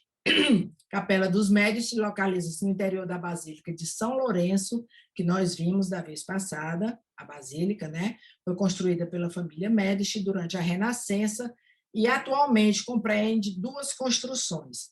A Sacristia Nova, concebida por Michelangelo, e a Capela dos Príncipes, Capella dei Principi, né? E é considerado um dos mais importantes prédios religiosos da Toscana. Aqui a gente vê a Capela dos Príncipes com os túmulos e olha o tamanho disso aqui. Olha o tamanho da pessoa e olha o tamanho do dito sarcófago. É uma coisa impressionante. A quantidade de mármore, a variedade dos mármores empregados aqui nessas paredes de gemer de bonito. E aqui a supercúpula, aquela que a gente de fora vê lá da São Lourenço. São Lourenço, só refrescando a memória, é aquela que não tem a fachada acabada, que parece que ficou só no tijolo, vocês se lembram? Aquela é a Basílica de São Lourenço. Nós falamos tanto da Intárcia da vez passada, que eu escolhi essa imagem, que é a base, essa peça aqui, olha, à esquerda, está vendo no altar? Esse altar todinho é de Intárcia, é a coisa mais linda do mundo. E aqui um detalhe do altar, né, da Capela dos Príncipes, onde estão aqueles sarcófagos enormes. É uma capela octogonal, coberta pela grande cúpula de São Lourenço, primeiramente imaginada por Cosmo I da Toscana, foi projetada por Matteo Nigetti a pedido de Fernando I, já um sucessor. Então, ela é muito linda. E aqui, que é uma das paixões da minha vida, é essa e aquela escada do Michelangelo, que é a Sagrestia Nuova de Michelangelo. Essa é sensacional. Tem os túmulos, que eu vou explicar mais ou menos aqui, não vai ser longo, porque depois que a gente for ver Michelangelo, é que a gente vai entender toda a simbologia dessas esculturas que Michelangelo fez. Tá? Mas aqui vocês vão ver uma visão geral, com 3 túmulos, um à direita, outro à esquerda, e um no centro, lá no fundo da igreja, e aí eu vou mostrar o detalhe deles. Pronto, está aqui, as obras de Michelangelo maravilhosas, que é na nova sacristia. Tem Giuliano e tem Lourenço. A vida inteira eu pensei que era o Lourenço Magnífico e o irmão dele, o Giuliano, que tinha sido assassinado na Conjura dei Pazzi, mas não é. Não são. Ele é o Giuliano, duque de Urbino, vocês se lembram das guerras que pegaram todo o ducado de Urbino, e o Lourenço, duque de Nemours, que é o que pegou a parte francesa. Então, são esses dois que se eu não me engano, é filho, o outro é sobrinho, o outro é neto, bom, enfim, do Cosme e do Lourenço o Magnífico. O túmulo dos irmãos, que são veramente o Lourenço Magnífico e o Giuliano de Médici, não foi terminado. Tem gente que diz que o Michelangelo estava sendo perseguido, que ele estava sendo escondido, ele estava escondido em Florença e chispou para Roma, porque lá foi chamado pelo Papa Júlio II, né, para fazer aquele monstro túmulo dele que nunca saiu, e também para pintar a Capela Sistina. E o túmulo a tumba aqui dos grandes irmãos, o Lourenço e o Giuliano de Médici, não foi concluída. Aí você olhar aqui no fundo, ela está assim, como se fosse um sarcófago com 3 imagens, 3 estátuas em cima. Uma Madonna, que se chama Madonna dei Medici, e o Santo Cosme e Damião de cada lado. Comparado com os primos lá de cima, do Urbino e do Nemours, realmente nunca depois foi feito nada, nem terminada. E os túmulos de cima são magníficos, né? São assim escandalosamente maravilhosos e ousados. Bom, eu fiz isso aqui só para vocês terem uma ideia desses sobrenomes. São as famílias mais importantes do Renascimento italiano dentro da Itália, não só da Toscana. Então, muitos de vocês ouviram falar como papas, como homens de negócio, como nobres, como pessoas do Vaticano, donos de museus, pessoas que construíram casas que hoje a gente visita como museus, não é? Como nós vimos da vez passada, o Museu da Família Colonna, como existe a casa do Doria Pamphili, lá em Roma, né? Em Pienza, vocês se lembram da casa do Piccolomini, que foi Papa, o Pio II, daí vem o nome Pienza. O Pio II, ele tem a casa dele lá em Pienza, que a gente viu, nós visitamos no grupo com a Ana Daura.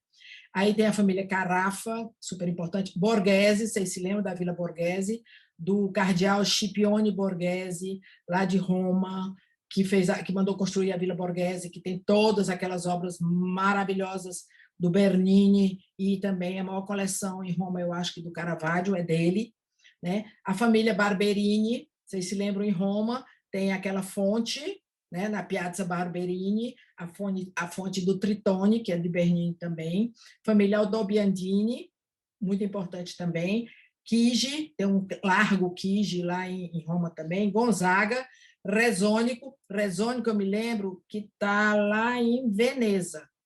Família Riccardi, vocês se lembram do palácio? Medici Riccardi, família Riccardi comprou o Palácio do Medici depois que eles se mudaram. Família Rucellai, também tem um Palácio Rucellai. Família Sforza, de Milão. Família Strozzi. Aí, subindo aqui, tem a Gaetani, Carafa, Cancellieri, a gente falou nos Cancellieri hoje. Della Rovere, também muito ligada às artes e à igreja. Família Colonna, a gente já viu. Família Ludovisi, os Medici, aqui bem no centro, né? Gonzaga, já falei. E assim são as grandes famílias italianas que fizeram, que plantaram, digamos, a semente. Obviamente que antes dele já havia muita coisa na Itália, però não era nessa arte, nessa importância que a Itália tem todo esse, digamos, todo esse patrimônio que hoje a gente usufrui, que a gente vê e que a gente está aqui conversando sobre ele. Essas famílias foram super importantes. Estamos na reta final. Loggia dei Lanzi é esse espaço aberto, onde as pessoas, o governo, né, ficavam assistindo às grandes manifestações lá na praça, né? Os 2 leões aqui, um deles é francês, maravilhoso. Aqui, olha só, essa escultura é o que há. Perseu de Benvenuto Cellini. Dizem, né, que os Médici são descendentes do Perseu, né? Tudo bem, não vou discutir essas coisas, mas a feitura desse bronze foi uma coisa assim, fantástica para a época. Esse aqui se chama o Grupo das Sabinas, vieram de Roma, lá da casa deles em Roma, porém elas não são sabinas. Ela tem até o nome, a Criseudo qualquer coisa. Bom, esse é o Duque, e o Perseu foi feito com as feições do Duque, né? O Cosimo de Firenze, o marido da Leonor. E aqui à direita o Perseu e o Davi, parece que eles estão próximos, mas não, o Davi está lá na parede da entrada do Palácio Vecchio e o Perseu está dentro da lógia. Duas esculturas fantásticas, extremamente expressionistas, o Rapto das Sabinas de Giambologna, né? Esse é à esquerda, físico dos homens, uma coisa impressionante, e aqui o Hércules e o Centauro Nesso, também de Giambologna, que é o mesmo escultor. É impressionante. E aqui também o Menelau e Patroclo, né? Personagens da Guerra de Troia, autor desconhecido, mas esse Menelau olhando para a gente é o que há. E aqui à direita o Rapto de Policena, do escultor Pio Feder. Esse já é mais recente, né, de 1800. Mas não são esculturas maravilhosas dentro da lógia? Incrível, né? Bom, não vou falar em detalhes, mas eu não poderia fechar a arquitetura sem só mostrar essas cidades que têm essas joias, como Pisa, a Piazza dei Miracoli, não é? Que tem o batistério, tem o Campo Santo e a Catedral, e a torre, a famosa Torre de Pisa inclinada. Isso é um conjunto arquitetônico assim deslumbrante, sabe? De você chorar de emoção quando entra num lugar tão especial e tão bonito desse aqui. Existem artistas que são dois irmãos, se eu não me engano, estou me lembrando do nome, não, são dois, Andrea Pisano e Nicolà Pisano, são dois escultores de Pisano. As obras dele, onde vocês encontrarem Nicolà ou Andrea Pisano, podem ir procurar, porque eles fazem pia batismal, púlpitos, os mais lindos que você pode imaginar na Itália são feitos por eles. Aqui eu escolhi essas duas catedrais, essa de Orvieto, que eu fiquei deslumbrada, esse lugar aqui embaixo, são as cenas do Antigo Testamento, assim, árvore de Jessé, algo assim. É uma coisa tão espetacular, esse baixo relevo feito em mármore, de você não querer sair de lá, passar horas olhando aquilo, porque são tantos detalhes, e vocês estão vendo que também tem bizantinos aqui, mosaicos bizantinos, uma rosácea que é muito típica do gótico francês, foi muito pouco usada na Itália, mas, de qualquer maneira, essa estrutura dela é um pouco gótica, vocês estão vendo, mas, ao mesmo tempo, tem elementos renascentistas, como essa simetria, né? O que tem de um lado tem do outro. E aqui a Catedral de Lucca, que é muito antiga, mas muito, muito interessante. Se vocês olharem essas coluninhas aqui, da fachada dela, vocês vão ver também o mesmo estilo na fachada da Catedral de Pisa. Catedral de Siena, que essa não precisa nem apresentar, de tão monumental, de tão fantástica que ela é. Esses listrados dela, eu acho isso de uma ousadia assim, incrível. E esse mármore se chama Mármore Verde do Prato. Prato é uma região, a cidade é uma região que tem lá perto, tem lá na Toscana. E essa foto da esquerda, essa aqui, fui eu que tirei. É uma foto minha, lá na catedral. Eu fiquei louca dentro dessa catedral. Também não poderia deixar de mostrar, como arquitetura, uma das praças mais lindas do mundo, não é? Que é a Piazza del Campo, com a Torre del Mantia, que é essa aqui, lá de Siena. Nessa praça acontece, né, aquele jogo que é o Palio de Siena, que os cavaleiros são como cavaleiros medievais, vocês estão vendo aqui, e é uma corrida, e eles defendem a sua contrada. A contrada é como se fosse o seu bairro, tá? E esses cavalos fazem o circuito, todo mundo fica no centro da praça e fica livre ao redor, e existe essa corrida. das contradas. É uma coisa que, bom, não precisa nem dizer a quantidade de gente que tem aí, dá para ver, né? Como isso é famoso e como isso é animado lá em Siena. Bom, isso aqui requer uma pequena explicação, porque é o meu encerramento. Eu acho que a arquitetura de Ravenna é extremamente importante, apesar dela ter sido muito, muito, muito, muito anterior ao Renascimento. Porém, os mosaicos bizantinos de Ravenna, não existe nada tão lindo no mundo e tão bem feito e tão famoso como eles são. No começo, no cristianismo, muito no início, né? O imperador Teodósio, ainda da Igreja do Oriente, né? E a imperatriz, meu Deus, como é o nome da moça? Teodora. Ai, com a cabeça, Teodora, isso, estou com a cabeça cansada.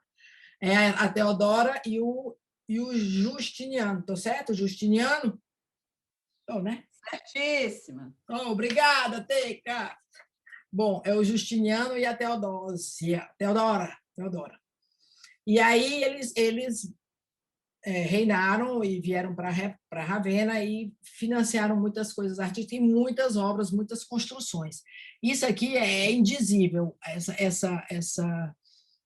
a beleza e a arte que tem aqui nesses mosaicos bizantinos. Isso lá atrás, muito, muito atrás mesmo, eu acho que isso é século 3, 4, por aí, 4, 5, por aí, 300 anos, 400, se eu não me engano. Por aí, não é? 6, é 500 e alguma coisa. Então é século 6. Aí, Basílica de San Vitale, né? Que é... Esse aqui também é San Vitale. Olha, eu procurando o nome está escrito aqui embaixo, eu estou ficando cega. E a Basílica de San Vitale é o monumento mais famoso de Ravenna e um dos exemplos mais importantes da arte e da arquitetura bizantina na Europa Ocidental, porque a gente sabe que Constantinopla, né, a gente vai para Istambul, a gente sabe que lá tem muito disso. Porém, na Europa Ocidental, ou seja, na Península Itálica, isso é o que existe de mais refinado em matéria de arte bizantina. Né? A Basílica é uma das 8 construções dos monumentos paleocristãos de Ravenna. Olha só, essa é a Gala Placídia de Ravenna. Eu até anotei umas coisas sobre a Gala Placídia, mas eu não sei mais onde foi que ele foi parar. Achei minha cola. A Gala Placídia, ela nasceu em Constantinopla ou Tessalônica, né? Quando nessa época estava ocupado pelo Império Romano, ela é esposa de Constâncio III, imperador, né? E lá em Ravenna tem esse mausoléu, que por fora ele parece tão pobrezinho, mas por dentro ele tem uma riqueza de detalhes e de mosaicos assim impressionantes, né? Ele é ricamente decorado por dentro. Ela foi regente do seu filho. Aqui à esquerda a gente vê ela, a Gala Placídia, aqui à direita está aquela de colar de pérolas, muito moderna, a filha e o filho Valentiniano. O filho, bom, passaram essa família para trás, depois que o marido dela morreu, e assumiram o cargo de imperador, que seria do filho dela, mas depois ela conseguiu reverter a situação, e ela foi a tutora desse menino até ele assumir. Século V, né? E ela foi a regente do Valentiniano. Bom, esse aqui está lá dentro da área. Vou para outra catedral, essa daqui que se chama a Basílica de Santo Apolinário em Classe, do século XI, lá em Ravenna. Tudo isso é mosaico. Isso é uma coisa impressionantíssima também. Olha essas colunas, todos os detalhes. Agora eu vou mostrar uma que essa eu botei em homenagem à minha Bibi. É a Catedral Normanda de Monreale, na Sicília. Aqui se chama o Cristo Pantocrator. Tudo isso é mosaico bizantino, de ouro, né? Banhado a ouro. E ele é Pantocrator por quê? porque ele está com essa mão, né? 2 dedos para cima, os 3 para baixo, a trindade, o poder de Deus, Cristo humano e divino, tudo tem um significado, né? E olha só, é a Madonna aqui embaixo e todos os santos da Igreja Oriental. Olha ela por fora, que coisa impressionante, quantidade, que riqueza de detalhes. Bem, muito diferente com exceção da cúpula, muito diferente da arquitetura, né, renascentista da Itália, da Península Itálica. Isso aqui fica na Sicília. Ela é de 1174. Os mosaicos bizantinos também, de Monreale, na Sicília, impressionantes, esses detalhes, essas histórias bíblicas, todas aqui atrás dessas colunas, você fica enlouquecido ali dentro. Bom, eu saí da rota do Renascimento, mas eu achei que deveria mostrar isso como arquitetura e como beleza da herança da arte bizantina, da arte oriental, que veio de Constantinopla, do início do cristianismo, que eu acho que vale super a pena a gente conhecer e saber que existe uma arte tão maravilhosa como essa arte bizantina lá em Ravenna e na Sicília. Bom, terminamos aqui nossa viagem pela Toscana hoje, descobrindo curiosidades e belezas sobre a arquitetura renascentista italiana. Espero que todos tenham gostado, que também se sintam motivados a buscar mais e mais informações. Vamos viajar na história e na arte com muita imaginação e encantamento. Realmente isso vale muito, procurar imaginar o que acontecia, como aquelas obras foram criadas e foram executadas, e esse encantamento de ter essa proximidade com a arte, seja pela internet, seja pelos livros, seja pelas conversas, pelas aulas, ou viagens, quando puder acontecer. Aqui eu estou uma foto que eu escolhi minha, em frente à igreja de Santa Croce, lá em Florença, que também é muito bonita. E agora eu queria chamar a atenção um minutinho só, antes de dar tchau para vocês, porque eu tenho um convite a fazer. Esse é o meu convite. Nós vamos fazer a nossa live do Dia das Mães para o público em geral, mais voltado para as mães, madrinhas, avós, dos nossos alunos, das nossas crianças do Instituto. Tá? E vamos pedir doações para que possamos continuar com o abastecimento das famílias que ainda estão sem renda, né, de alimentação. Agora, vamos ter ótimos convidados e ótimos comandantes, que vai ser Bia Fiuza e Maria Fiuza. Vamos ter como convidados o Marcos Lessa, a Marina Della Riva, que é uma cantora super, hiper simpática, linda, jovem, e o nosso embaixador Valdones, que sempre está conosco, dando muita força. Teremos também entrevistas com a Emília Buarque, do LIDE, com a Joana Ramalho, grande empresária jovem do Mercadinho São Luís, com a tia Pede, que é uma médica, e com a Tiziana Rolim, que também é super, super engajada no terceiro setor e que tem um trabalho maravilhoso. Teremos a live no dia 6 de maio, às 19 horas. Bia e Marília estarão ao vivo. E para o Instituto Beatriz e Lauro Fiuza, numa quinta-feira, às 19 horas, e eu conto com vocês para que essa live seja um sucesso e a gente possa arrecadar e garantir pelo menos uns 2 meses de alimentação para as famílias. Agradeço a vocês desde já, eu sei que vocês são super parceiros do IBLF e que estarão conosco curtindo a nossa noite de amor, porque o amor é agora. E, para encerrar, a nossa frase: a arte é garantia de sanidade, da nossa super iluminada Louise Bourgeois, que é essa senhorinha que morreu aos 99 anos e que foi uma super cabeça, mais do que avançada na geração dela. E muito obrigada por todos estarem aqui. E vamos marcar para a próxima vez, se vocês ainda me aguentarem, porque já são 9h30 da noite.